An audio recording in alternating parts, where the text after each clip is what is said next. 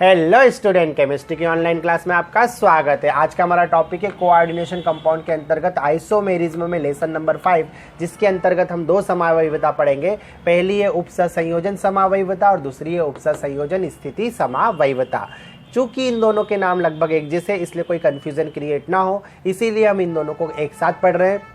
ठीक है, तो ये जो उपसंयोजन समावयवता जिसे कोऑर्डिनेशन आइसोमेरिज्म कहते हैं, और सेकंड जो उपसंयोजन स्थिति समावयवता है उसे कहते हैं कोऑर्डिनेशन पोजीशन आइसोमेरिज्म। तो चलिए शुरू करते हैं। तो सबसे पहली समावयवता देखते हैं, उपसंयोजन समावयवता। तो इसके नाम में ये कि उपसंयोजन मतलब कोऑर्डिनेशन, तो इसमें कोऑर्डिनेशन रीजन से रिलेटेड कोई गुण क्या है, भिन्न है। अणुसूत्र तो समान है दोनों के। अब ऐसा कोई संकुल जिसमें उपसंयोजी क्षेत्र कितने होते हैं, 2 होते हैं, तो उसके अंदर ये समावयवता पैदा होती है और उन उपसंयोजी क्षेत्रों में लिगेंड का अंतर परिवर्तन होता है। मतलब इधर वाला लिगेंड इधर चले जाए और इधर वाला लिगेंड इधर आ जाए। तो ठीक है, तो हमने जो उदाहरण लिया है उसमें आप देखिए कि 2 उपसंयोजी क्षेत्र है इस कॉम्प्लेक्स कंपाउंड के अंदर। ठीक है, ये फर्स्ट एग्जाम्पल है हमारा। तो इसमें इस उपसंयोजी क्षेत्र में मतलब कोऑर्डिनेशन रीजन में कोबाल्ट मेटल जो है वो एमीन लिगेंड से क्या है, कनेक्ट है, जबकि इस कोऑर्डिनेशन रीजन में क्लोरीन लिगेंड जो है वो क्रोमियम मेटल से क्या है, कनेक्ट है। ठीक है, अब सेकेंड एग्जाम्पल जो हम देख रहे हैं इसमें देखिए cobalt cobalt, chromium chromium, amine 6 बार, एमीन 6 बार, क्लोरीन 6 बार, क्लोरीन 6 बार। लेकिन इसके अंदर हुआ क्या, ये जो सेकेंड हमने कॉम्प्लेक्स कंपाउंड लिया है इसमें क्या हुआ, जो क्रोमियम से क्लोरीन लिगेंड जुड़े थे वो परिवर्तित हो गए, वो क्लोरीन लिगेंड किधर आ गए, कोबाल्ट के पास। और कोबाल्ट के जो एमीन थे वो किसके पास चले गए, क्रोमियम के पास। इस तरह आप देखिए कि इन दोनों के अणुसूत्र तो समान है, लेकिन क्या हुआ, इसमें जो एमीन लिगेंड है वो कोबाल्ट से कनेक्ट है, जबकि इसमें जो एमीन लिगेंड है वो क्रोमियम से कनेक्ट है।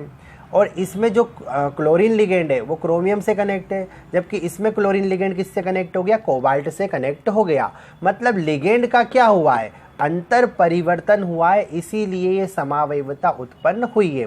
ठीक है, तो इसको बोलेंगे कैसे, जब उपसंयोजी यौगिकों के अणुसूत्र समान हो किंतु संकुल यौगिक में उपस्थित भिन्न धातुओं की, ये धातुएं क्या है, भिन्न भिन्न, और इनके क्षेत्र ये धनायनिक और ये ऋणायनिक क्षेत्र जैसे होते हैं, है ना। इसमें उदासीन लिगेंड है और इसमें कौन सा लिगेंड है, ऋणात्मक लिगेंड है। तो ऐसा भी पॉसिबल हो सकता है कि कोई लिगेंड जो धनायनिक क्षेत्र में हो, कोई लिगेंड क्या हो, ऋणायनिक क्षेत्र में हो। तो भिन्न भिन्न प्रकार से जुड़े हो, कौन, लिगेंड जो है वो भिन्न भिन्न प्रकार से जुड़े हुए।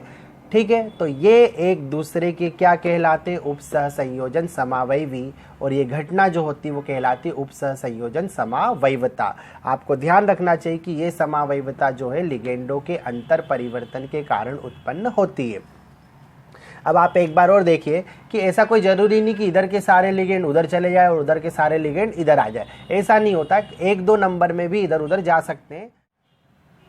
जैसे आप देखिए कि कोबाल्ट है, ठीक है, CO कोबाल्ट, और यहाँ पर NH3 जो है वो कितने टाइम है, 6 टाइम, लेकिन मैंने यहाँ पे 5 टाइम कर दी। एक लिगेंड इसका उधर चला गया है मैंने, और उधर से एक क्लोरीन लिगेंड इधर आ गया, तो यहाँ पर लिख दिया मैंने इस तरह से। और इसके बाद क्या हुआ, उस तरफ क्या होगा, क्रोमियम, इससे कितने क्लोरीन कनेक्टेड थे, 6, लेकिन एक तो इधर आ गया, तो इधर क्लोरीन कितने हो गए, 5 हो गए, और इधर का एक एमीन उधर चला गया, तो NH3 इधर कितने हो गए, 1 बार हो गए। और इस तरह से क्या हुआ, ये समावयवता भी है। इस समावयवता को भी बोलेंगे कौन सी समावयवता, उपसंयोजन समावयवता, क्योंकि यहाँ भी लिगेंड का एक अंतर परिवर्तन हुआ, इधर से एक एमीन लिगेंड उधर चला गया और उधर से एक एमीन लिगेंड इधर आ गया। लेकिन आप ये चीज़ ध्यान रखिए कि उपसंयोजी क्षेत्र 2 होना चाहिए, और उपसंयोजी क्षेत्र के अंदर से लिगेंड दूसरे उपसंयोजी क्षेत्र में क्या होना चाहिए, जाना चाहिए, तो ही ये समावयवता क्या होती, उत्पन्न होती है। ठीक है, तो एक बार फिर से इसको बोल लेते हैं, जब उपसंयोजी यौगिकों के अणुसूत्र समान हो किंतु संकुल में उपस्थित भिन्न भिन्न धातुओं की धन आयनिक और ऋणायनिक क्षेत्र में लिगेंड कैसे जुड़े हो, भिन्न भिन्न प्रकार से जुड़े, जिसमें इसमें एमीन कोबाल्ट से 6 बार जुड़ा है, इसमें कोबाल्ट से वही क्लोरीन 6 बार जुड़ गए, और यहाँ पर जो कोबाल्ट से एमीन 5 बार जुड़ा है, क्लोरीन 1 बार जुड़ा है, और इस तरह इधर क्रोमियम से जो क्लोरीन है 6 बार जुड़े, जबकि यहाँ क्रोमियम से एमीन जुड़ गए, और जबकि यहाँ पे क्या हुआ, क्लोरीन 5 बार हो गए और एमीन कितनी बार आया, 1 बार।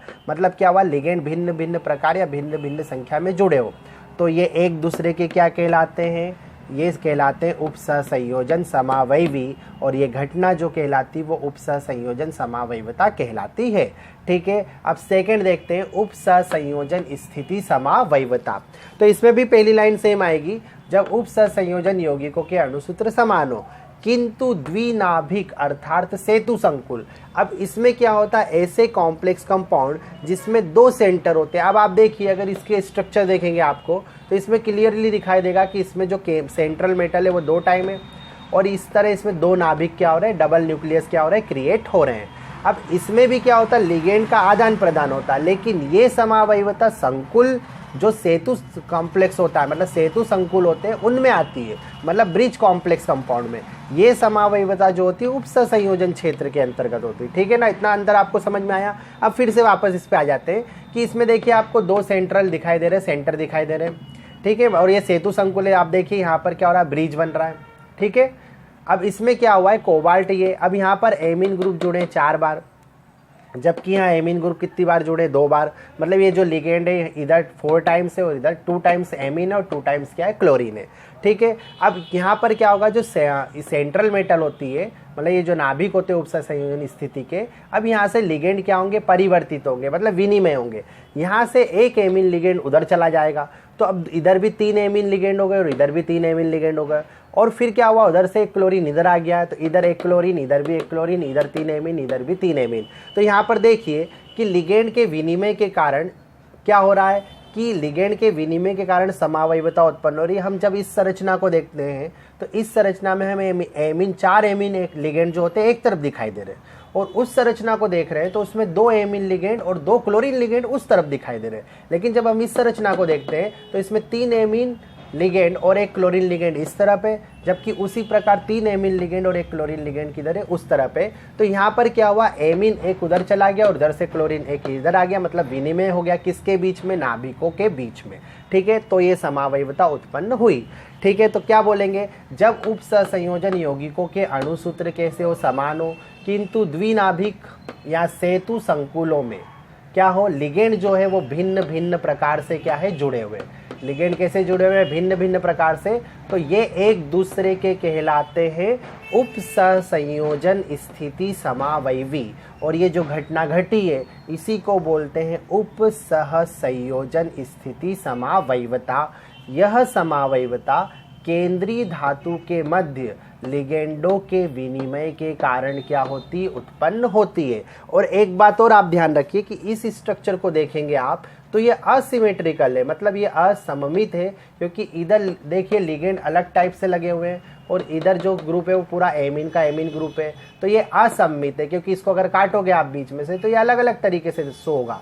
लेकिन आप इसको देखिए, यहाँ पर एमीन कितनी बार है, 3 बार और एक क्लोरीन है, और उधर भी एमीन 3 बार है और क्लोरीन 1 बार है। मतलब इसमें क्या है, इसमें सिमेट्रिकल स्ट्रक्चर आ रहा है, मतलब ये सममित रचना है। ठीक है ना, तो ये भी आपने ध्यान रख दिया। अब इन दोनों समावयवता में अगर हम कंपेयर करें तो इसके अंदर क्या हुआ है कि उपसहसंयोजी क्षेत्र में जब किसी कॉम्प्लेक्स कंपाउंड में 2 उपसहसंयोजी क्षेत्र हो और अलग अलग मेटल हो, तो उसमें लिगेंड जब विनिमय होते हैं तो पैदा होती उपसहसंयोजन समावयवता। और ये जो समावयवता है, जब कौन सा द्विनाभिक कॉम्प्लेक्स हो या जिसमें क्या हो, सेतु संकुल नाभिक हो, तो उसमें जो सेंट्रल मेटल से लिगेंड का विनिमय होता है तब पैदा होती उपसहसंयोजन स्थिति समावयवता। तो उम्मीद है कि आपको दोनों समावयवता समझ में आ गई होगी और पता चल गया होगा कि किस प्रकार क्रिएट होती है और उपसहसंयोजन समावयवता में क्या होता है, स्थिति समावयवता में क्या होता है, ये आप समझ गए होंगे। ठीक है ना, और इनमें कन्फ्यूज़न भी नहीं आपको क्रिएट होगा क्योंकि आपने एक साथ दोनों को देखा है। ठीक है, तो ये वीडियो को आज एंड करते हैं और अगले वीडियो में मिलेंगे हम नेक्स्ट समावयवता के साथ। तब तक पढ़ते रहिए। Best of luck for your exam.